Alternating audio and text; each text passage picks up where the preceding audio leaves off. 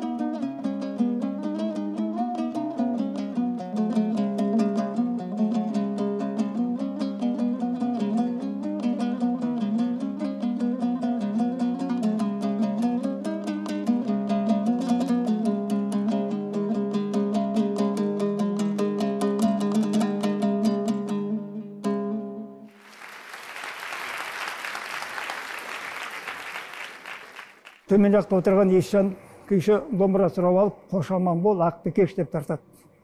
Бұл жігіттің зары деп тартылады.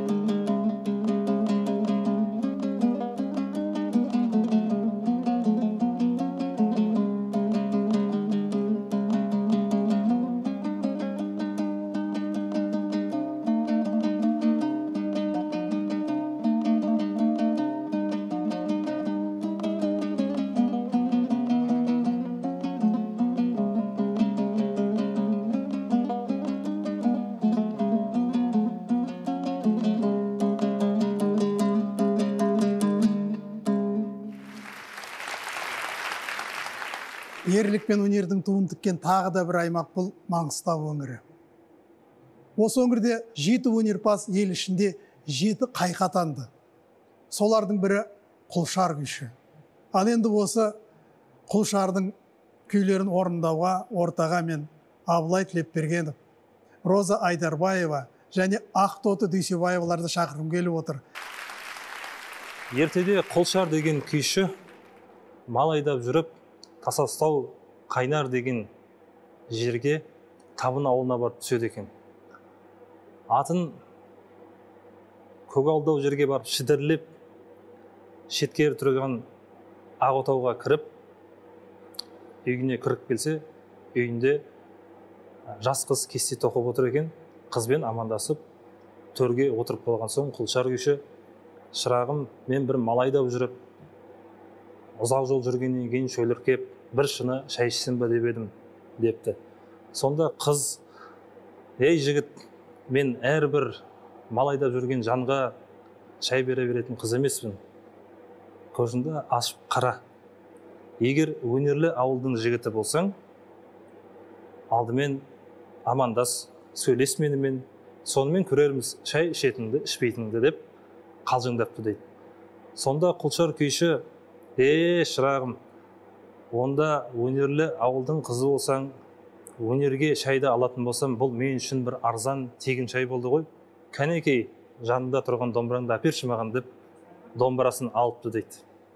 Сол кезде домбырасын ала отырып, Құлшар күйші, елде жүрсем, қанша домбыра тартсам да айналам қыз қоршап, орталарынан шығармай маза бермейтін.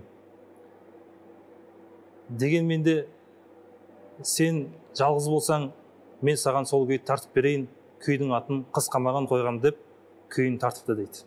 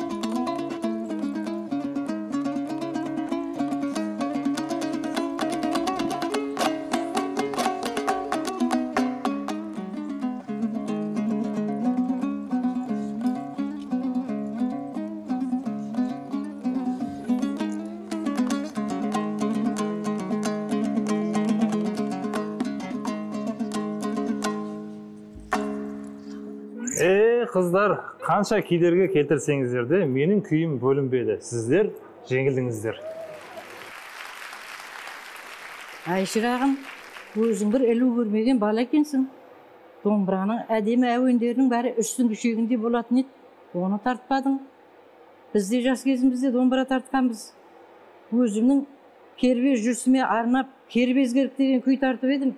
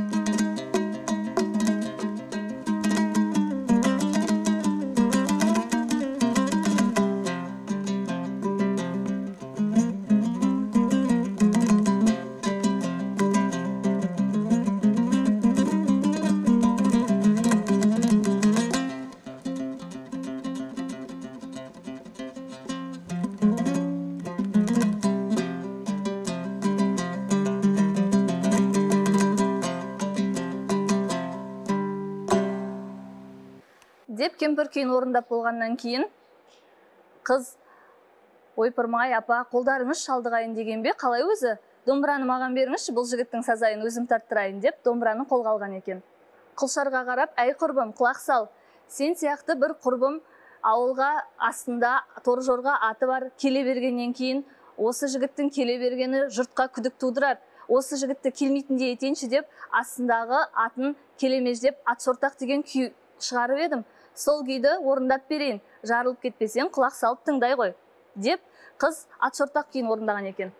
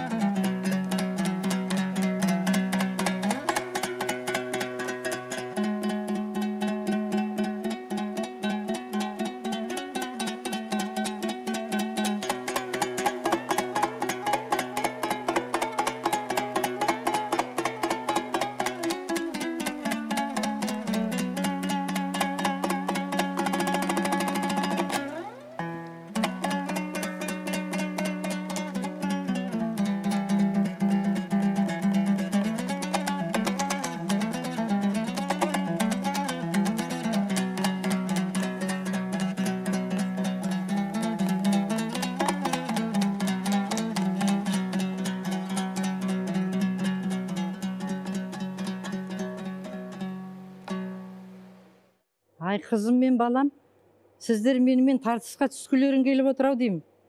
Талайлармен тартысқа да түскемін. Соларға арнап шығарған бір төт жүркен деген күйім бар еді, тартып берейін енді.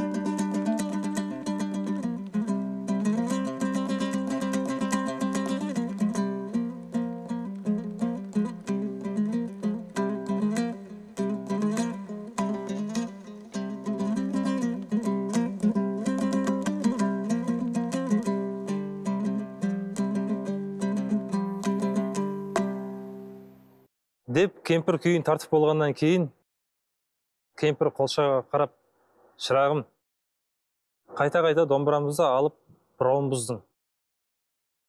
Сен қонақ болғаннан кейін бірінші рет кешірдік.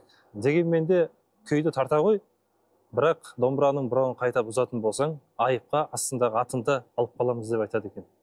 Сонда Құлшар ішінен, апырмай, осылармен домбыра тартысып шай ішкенім нәтиже шықпас, одан да есім барда еліме қайтайын деп, менің мына сыртымда далада атым кібіртіктеп тұрған сияқты, соны бір қарап келейінші деп, сыртқа шығады да, шу етіп еліне қаша жөнеледі екен. Үйіне барып Құлшар отырса, бір кебісі қыз бен кемпірдің үйінде қалып қойыпты дейді. Сонда Құлшар кебіс қалған деген күй шығарған екен.